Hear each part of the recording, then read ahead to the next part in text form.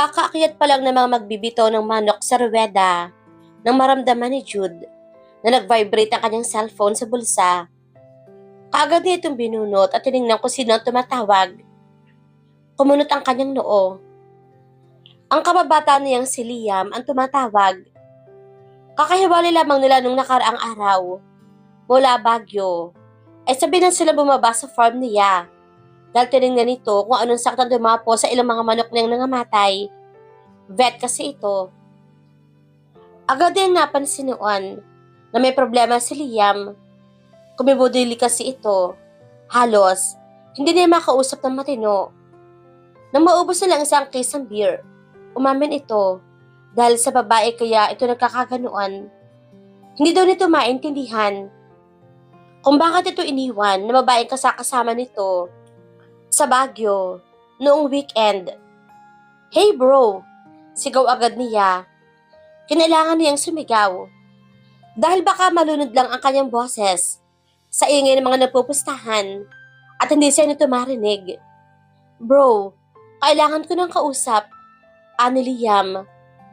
Kinalibit siya ng katabi niyang handler. Itinuro nito ang talisayang manok sa ruweda. Dehado yan pre. Aniya dito. Dehado ang alin? Narinig niya ang tanong ni Liam mula sa kabilang linya. Sinanyasan niya ang kumalabit sa kanya nang mamaya na. Oh, sorry bro. Kausap ko kasi yung handler ko. Anong meron? Tanong niya kay Liam. Kahit ano pang kanyang ginagawa, nakahanda siyang makinig sa sasabihin ng kanyang kababata. Nasasabungan ka? Tanong ni Liam. Oo, may derby. Sagot niya. Nakalimutan marahil nito na sinabi niya noong weekend. Niyayaya pa nga niya ito na pumusta, pero sadyang ayaw nitong sumugal. Malakas ang kutob ko na magcha-champion kami ngayon, man, aniya. Kapag nag-champion kasi sila, mas magiging mabango ang kanilang pangalan sa larangang iyon. Mas maraming bibili ng mga palahin nilang manok. Mas magiging maganda ang kinabukasan ng pamilya ng kanyang mga tauhan sa farm kapag nangyari iyon. Ganoon ba? Sige, good luck. Anito. Naramdaman niya sa tono ng boses ni Liam na malungkot pa rin ito. Wala nang siyang pagkakataong magtanong dahil pinatay na nito ang cellphone.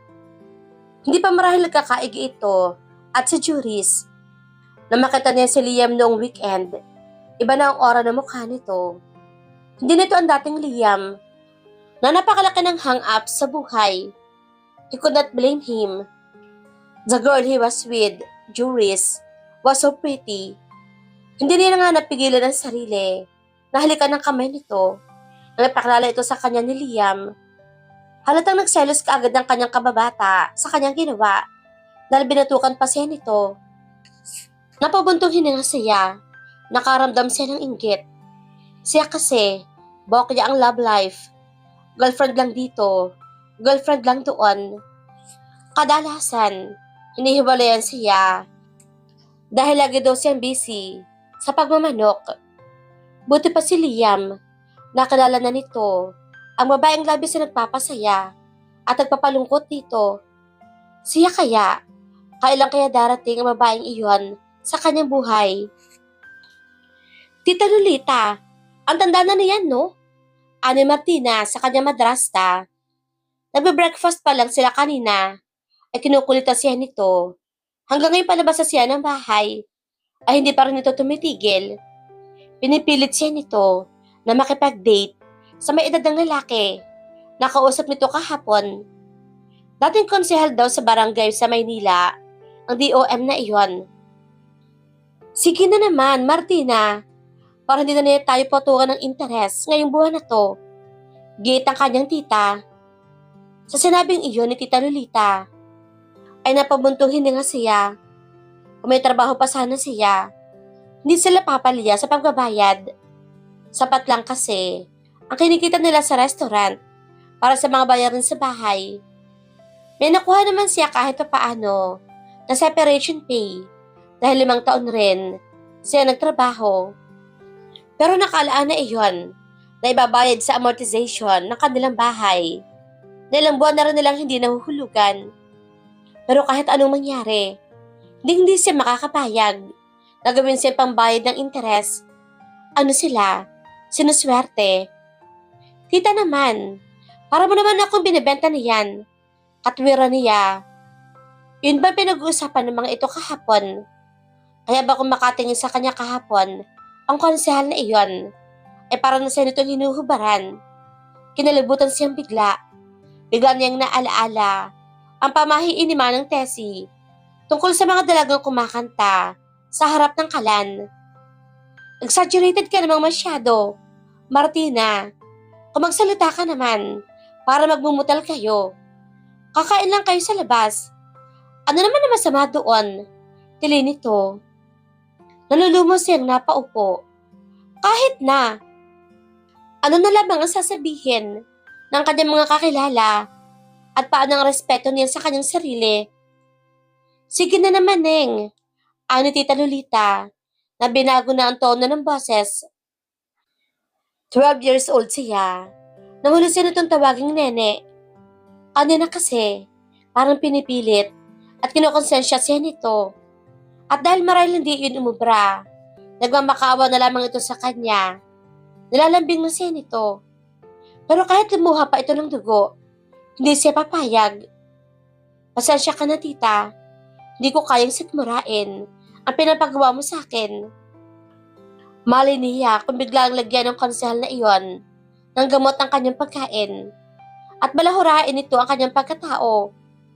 Sana kumukha ito matinong lolo na kailangan lang na makakakwentuhang apo. Kaso hindi. Mukha ito naghahanap ng 25 anyos na magiging lola ng mga apo nito. Tumayo siya at tinungo ang pintuan. Saan ka pupunta? At bihis na bihis ka? Tanong ng kanyang tita. Huwag mo sabihin na may date ka. Makikipag-date ka rin naman sa kung sino-sino lang diyan na uhugin. Kay konsehal na lang. Kumunot ang kanyang noo. Tinignan niya ang kanyang suot. Naka-slacks siya ng itim at long sleeve na baby pink na tinupi hanggang siko ang manggas. Itim din ang kanyang sapatos. May hawak siyang brown envelope na kanalalagyan ng kanyang resume. Mukha ba siya makikipag-date? May interview ako, tita. Mahinang sabi niya. Tumaas ang isang kilay nito. Ah, ganoon ba? Sige, pagbutihin mo. Sayang din ang kikitain mo. Anito? Pero naghihintay si Konsehal, Martina. Bumuga siya ng hangin. Walang imik niyang tinungo ang pintuan. Kung sasagot pa siya, ay hahaba pa ang kanilang usapan. Kahit ng pagulong-gulong pa ito, hindi siya sasamang kumain sa konsehal na iyon. Maganda pa naman ang kanyang gising kanina, tapos sisirain lang pala ng kanyang tita Lolita. Masamang pangitain. Mukhang mamalasin siya sa kanyang interview. We'll just give you a call, Miss Asuncion. Kapag may desisyon na on board. Nasa application form mo naman ang number mo, di ba? Pinigilan ni Martina ang sariling mapabuntong hininga. Sa sinabing iyon ng general manager na nag-interview sa kanya. Kapag ganoon kasi ang dialogue, hindi na siya umaasa pa na matatanggap siya. Receptionist lang ang kukunin. Pag-uusapan pa ng board.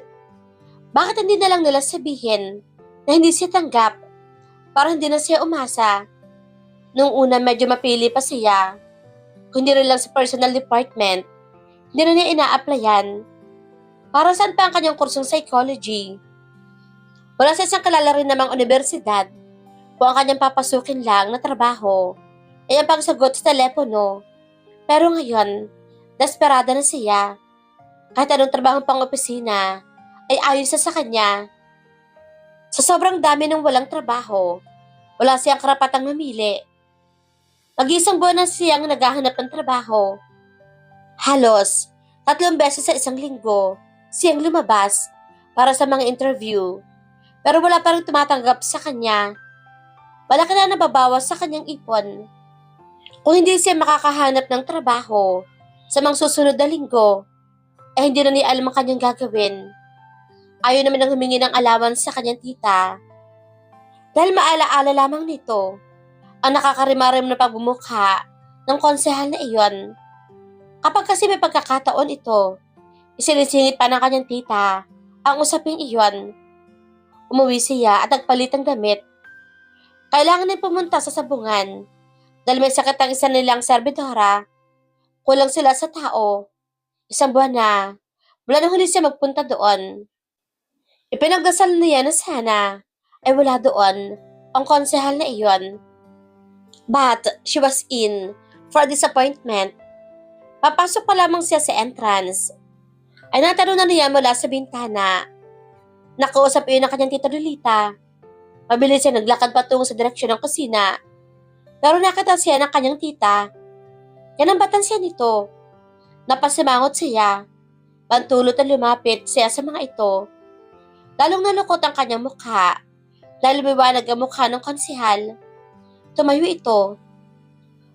Martina, asikasuhin mga muna itong si konsehal at ang bibigay lamang ako ng instruction sa kusina. Ani Tita Lolita.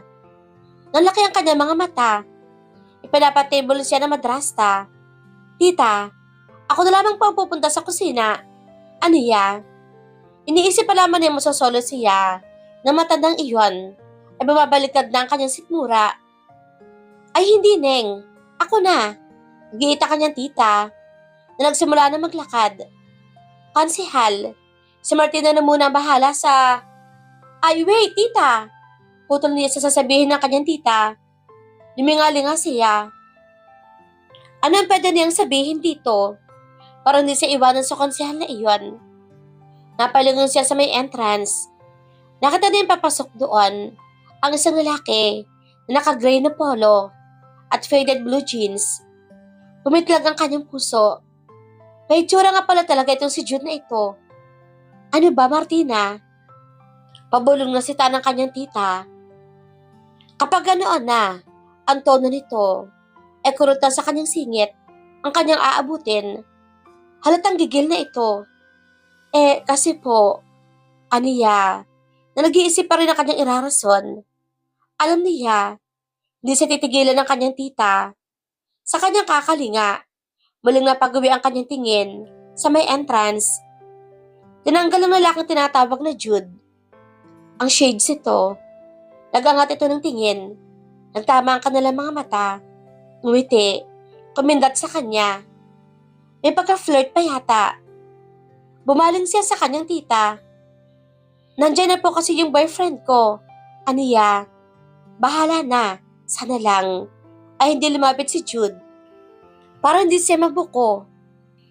Nagsalubong ang nakatatulang na kilay ng kanyang tita. Ano bang sinasabi mo, Martina? Singhal nito. Yon, boyfriend ko yon. Aniya, nabahagyang inginuso si Jude. Sabay na tumingin ang dalawang kasama niya sa kanyang inginuso. Si Jude halandoni. Pagkapanabebang sambit ng mga ito. Kumunot ang noon ng kanyang tiyahin. Pumalatak naman ang konsehal. Kilala din ng mga ito si Jude. Mali yata ang kanyang napiling pamilita na boyfriend niya. Kailan pa? Kailan di makapaniwalang tanong ni Tita Lolita na nagpalipat-lipat ang tingin sa kanya at sa kinaroroonan ni Jude na malapit sa pintuan. Sa gilid ng kanyang mga mata, napansin niyang kumaway si Jude. Kumaway din si Tita Lolita. Lumuwang ang ngiti ng una at nagsimula itong magtungo sa kanilang kinaroroonan. Nagulumihan siya. Anong sasabihin niya? Mabubuko na nagsisinungaling lamang siya. Kumabog ang kanyang dibdib. Think, Martina. Think. Pero nahihirapan na siya mag-isip. At when Jude walked like he owned the place, liyad ang dibdib, lakad mayaman. Ipinilig niya ang kanyang ulo. Sa ginawa niyang iyon, ay napatingin siya sa mukha nito. Moreno ito, pero parang ang kinis sa mga pisngi. Kahit pa may bigote ito, parang alinis-linis tingnan.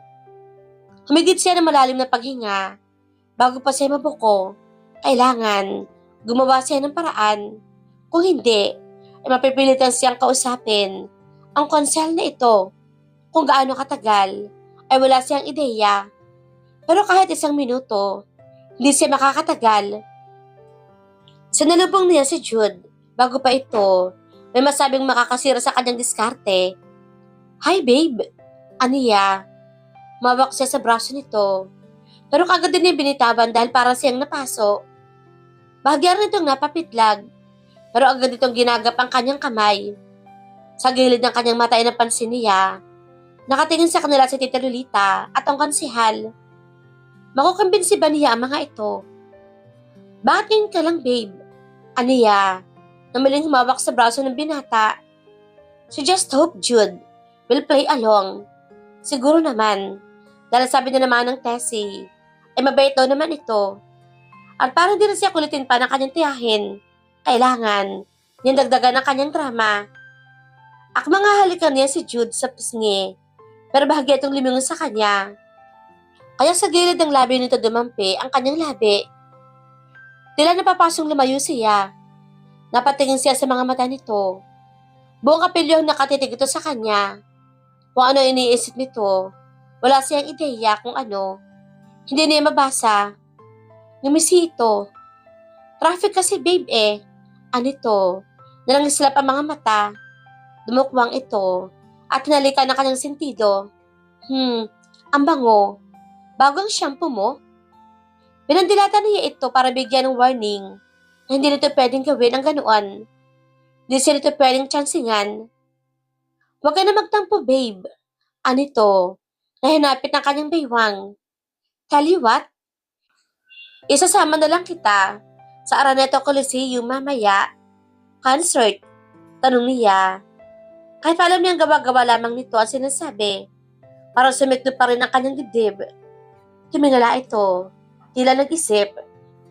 Ipinilig-pilig pa ang ulo. Hindi eh. Anito? Namuling hinalikan na naman ngayon ang kanyang pisngi. Aba nawili. Pero maigi na iyon.